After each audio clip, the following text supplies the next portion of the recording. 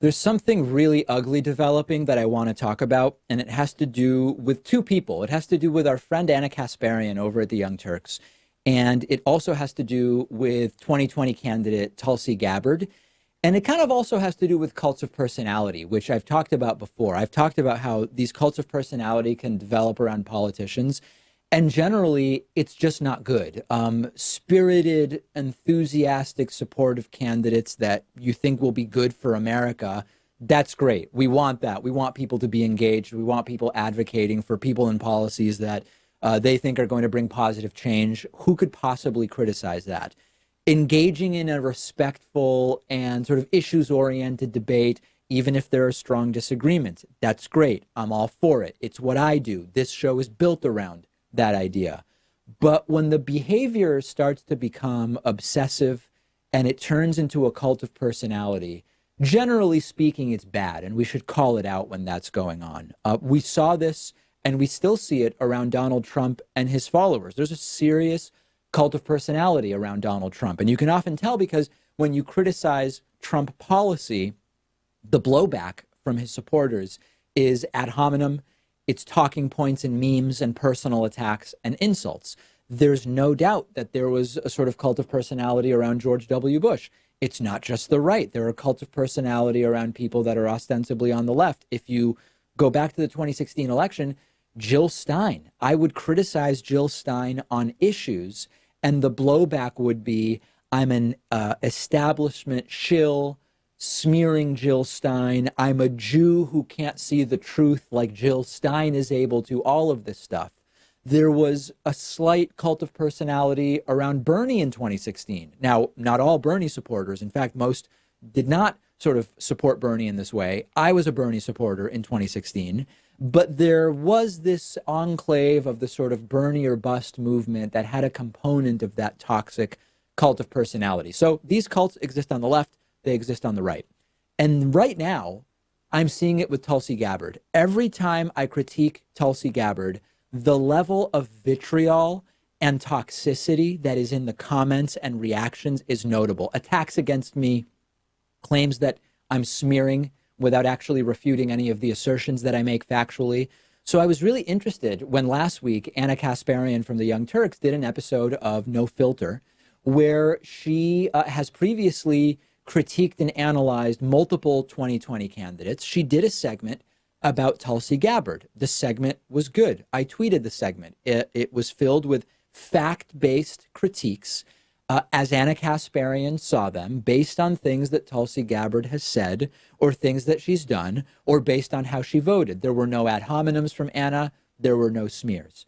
The video got mostly dislikes, more dislikes than likes, and it got a ton of comments that are just disgusting. Stuff like Anna's a hack. She's spewing propaganda. She's an aborted 3-year-old. This is an attack on Tulsi. Anna's not really progressive. Ana loves ISIS. I could go on just telling you the stuff that was said, but you probably get the idea. So far, nothing is surprising. Okay, we've seen this around Tulsi Gabbard since she announced her candidacy.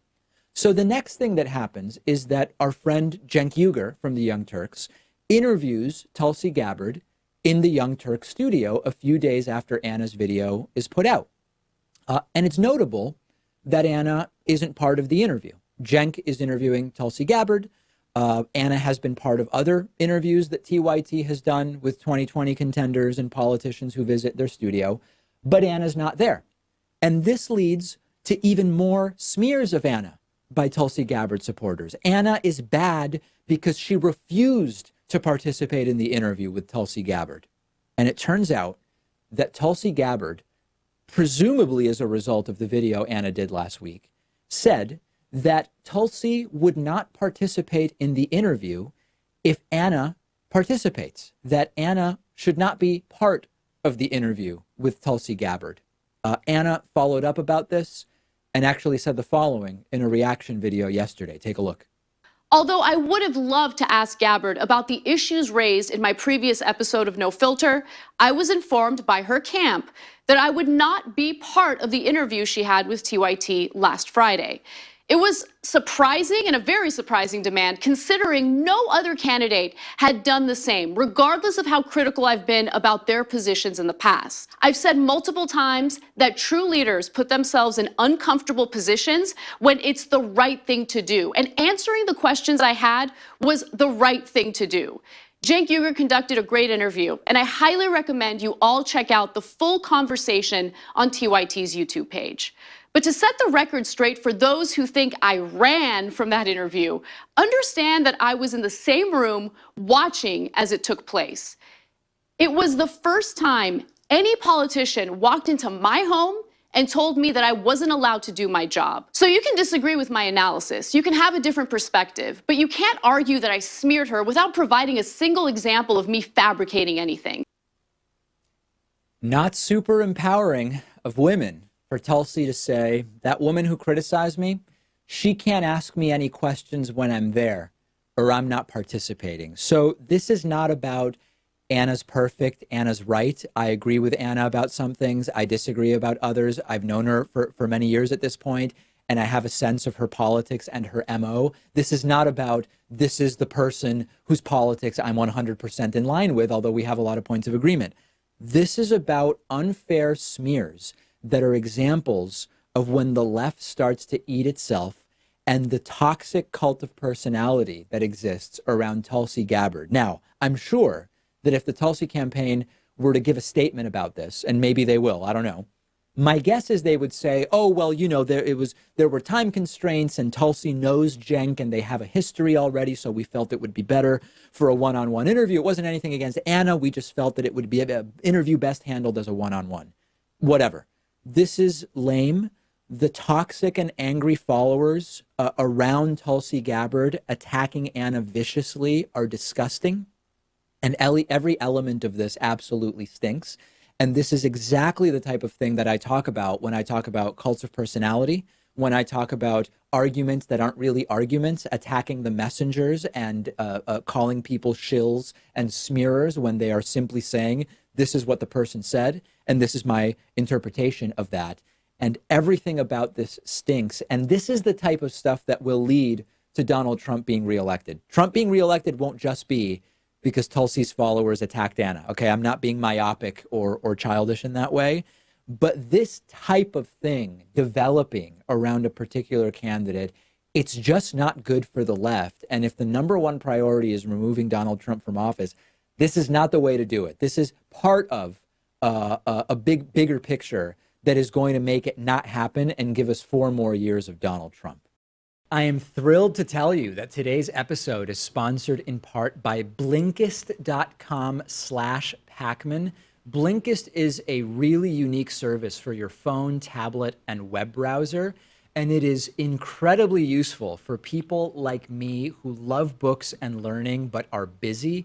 Blinkist takes the best and most popular nonfiction books and condenses them into 15-minute audiobooks. I'm sure that if you're like me, you have a very long list of books that you've been meaning to read.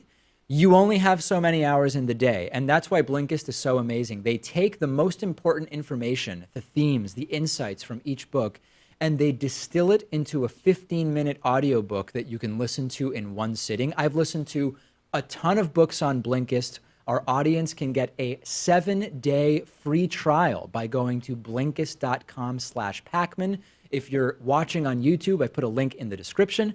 I have listened to Blinkist books about economics, about political science, about history, about science, so many interesting things. And after the free trial, if you like it, you can continue enjoying thousands of condensed audiobooks for about $5 a month. Go to Blinkist.com/Pakman. That's BLINKIST.com/PAKMAN.